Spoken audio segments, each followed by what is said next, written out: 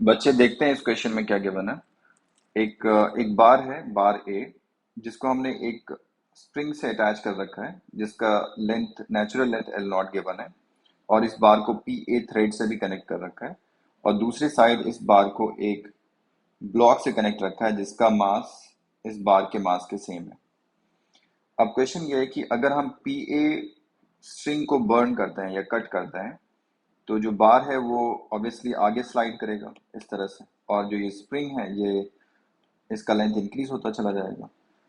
And किसी एक instant पे ये बार बेसिकली इस सरफेस से अपना कांटेक्ट लूज कर लेगा, तो उस इंस्टेंट पे वेलोसिटी बतानी है इसकी कितनी है। So we have to find its velocity at the moment when it is breaking off the plane. तो हम इसको सॉल्व करेंगे, एंड कंजर्वेशन ऑफ एनर्जी से ये क्वेश्चन हम सॉल्व करेंगे। अब सबसे पहले मैं इसका फ्री बॉडी डायग्राम बनाता हूँ, एंड मैं उस इंस्टेंट पे आपको फोर्सेस दिखाता हूँ जिस इंस्टेंट पे ये जस्ट कांटेक्ट लूज करेगा, and then conservation of energy के थ्रू हम इसकी वेलोसिटी कैलकुलेट करेंगे बार ए की।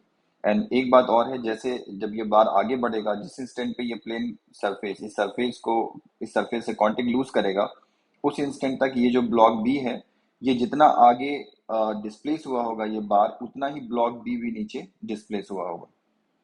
एंड एक ही थ्रेड से कनेक्टेड है, तो जो वेलोसिटी इस बार की होगी वही सेम वेलोसिटी इस ब्लॉक बी की भी होगी। ये दो पॉइंट आप ध्यान में रखिए, और फिर इसके बाद आगे हम इस पे कॉन्सेप्ट अप्लाई करते हैं और देखते हैं कि कैसे ये सॉल्व होगा। ये इनिशियल स्टेट है, अभी का स्टेट, जब हमने पी ए को बर्न नहीं किया। जैसे ही पी ए को बर्न करोगे, बार ए आगे स्लाइड करेगा, एंड आफ्टर सम टाइम मान लो ये डी डिस्टेंस आगे स्लाइड कर गया। अगर ये डी डिस्टेंस आगे स्लाइड करेगा, तो जो ब्लॉक बी है वो भी अपने इनिशियल लेवल से डी डिस्टेंस नीचे आ जाएगा। ये डी डिस्टेंस मैंने बनाया, डी डिस्टेंस नीचे आ गया। एंड जो कांटेक्ट फोर्स या नॉर्मल फोर्स लग रहा होगा इस बार ए पे, वो जीरो हो जाएगा, क्योंकि इस इंस्टेंट पे जस्ट इस ये ब्रेकिंग ऑफ द प्लेन ऐसा दिया हुआ है कि कांटेक्ट लूज कर रहा है, so normal will be zero eight this instant. And नीचे आपको पता है mg लग रहा होगा, और स्प्रिंग इलोंगेट हो चुका है। मान लेते हैं स्प्रिंग में इलोंगेशन x आ गया, दैट्स वाई इसका जो लेंथ है that is L not plus x लिखा है मैंने। तो इस डायरेक्शन में यहाँ पर क्या लग रहा होगा, के एक्स एक फोर्स लग रहा होगा। तो इस तरह से ये सारे फोर्सेस लग रहे होंगे, right. And at this instant the velocity of bar a is suppose v, and the velocity of bar b is v। दोनों की वेलोसिटी सेम है यहाँ पर। अब हम सबसे पहले क्या करते हैं कि यहाँ से के एक्स के कंपोनेंट्स ब्रेक करते हैं। मैं यहाँ पर इस एंगल का नाम थीटा रख देता हूँ, तो के एक्स का एक कंपोनेंट यहाँ हो जाएगा के एक्स कॉस थीटा, और एक वर्टिकल कंपोनेंट ये हो जाएगा के एक्स साइन थीटा। सो वर्टिकल डायरेक्शन में के एक्स साइन थीटा है और नीचे एम जी है, तो हम लिख सकते हैं k x sine theta, k x sine theta equals m g, क्योंकि वर्टिकल डायरेक्शन में यहाँ पर कोई एक्सेलरेशन नहीं है, फोर्स बैलेंस्ड है। So from this equation we can say the value of sine theta equals mg divided by kx, and k की value mg by 5 mg by l not given है, and into x, मैं इसको x ऐसे लिख देता हूँ। So this mg and mg gets cancelled out, so it is l not divided by 5x. Okay, this is the value of sine theta. अब sine theta अगर इस ट्राइंगल से देखें, जो ट्राइंगल कुछ मैं नाम रख देता हूँ ओ ए, ये ओ पॉइंट है, इसका नाम ए रख देते हैं, और इसका नाम कुछ सी पॉइंट नाम रख देते हैं इसका। सो ट्राइंगल ओ ए सी में आप देखो कि ट्राइंगल ओ ए सी में बेसिकली ये साइन थीटा की वैल्यू कितनी हो जाएगी, perpendicular divided by hypotenuse, hypotenuse is L not by L not plus x, so perpendicular is L not divided by this is L not plus x. So L not divided by L not plus x equals L not divided by 5x। तो यहाँ से हम ऐसे लिख सकते हैं कि L naught divided by L naught plus x equals L naught divided by 5x. ये और ये कैंसिल आउट हो गया, so 5x equals L naught plus x. So 4x equals L naught, और you can say x is L naught by 4. तो ये हमें x की वैल्यू कैलकुलेट होगी, इसकी जरूरत हमें आगे पड़ेगी। सो अगर x की वैल्यू L naught by 4 है, तो ये वैल्यू कितनी हो जाएगी, L naught plus L naught by 4, तो ये हो जाएगा 5 L naught by 4। ये 5 L naught by 4 है, ये L naught है, तो हम डी की वैल्यू भी कैलकुलेट कर लेते हैं। डी की वैल्यू कितनी हो जाएगी, this is 5 L0/4, so it is 25।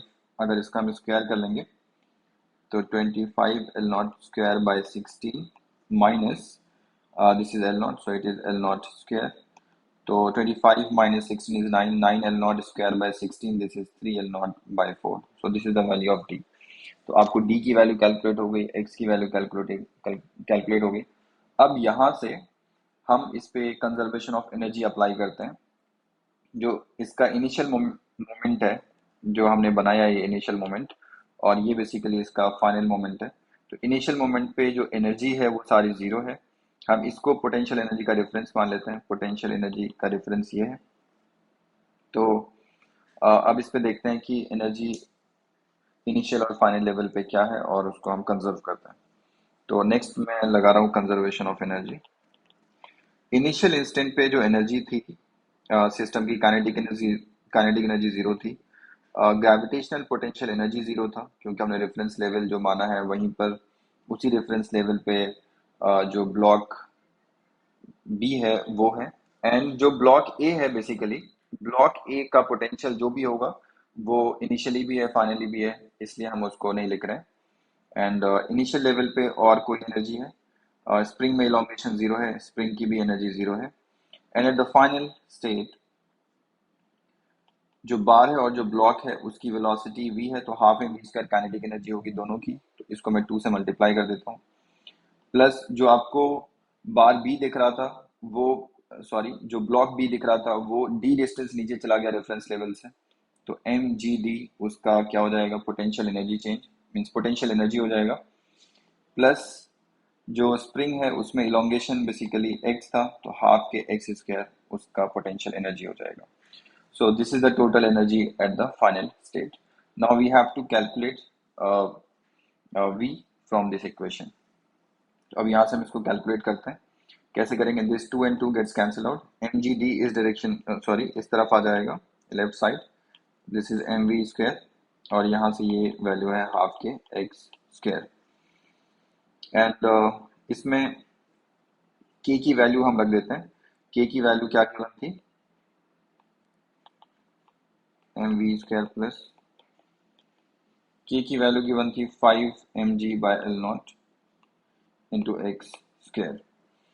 तो यहाँ से देखिए आप m कैंसिल आउट हो गए, so this is G D and this is 5g is 50, 2 से हम इसको सिंप्लीफाई कर लेंगे तो 50 divided by 25, so it is 25x square by L0 and this value equals v square.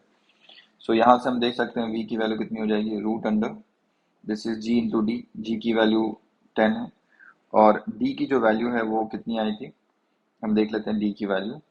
d की वैल्यू बेसिकली 3L0/4 है और x की वैल्यू L0/4 है, तो 3L0/4 है d की value, 3L0/4 minus 25/L0 into x की वैल्यू कितनी आई थी, x की वैल्यू कितनी आई थी L0/4, वो रख देते हैं L0/4, so L0 square by 16। अब यहाँ से ये वैल्यू कैलकुलेट करते हैं। L0 की वैल्यू बेसिकली 50 सेंटीमीटर है, दैट इज हाफ मीटर, तो L0 को हाफ रख दो यहाँ पे, सो 10 into 330 divided by 8 minus 25 divided by 32. This is equals LCM is 32, so 120 minus 25 by 32, so this value equals 120 minus 25 is 95, so 95 divided by 32, so this value equals 2.96, or it is 1.7 meter per second. So this is the answer of this question.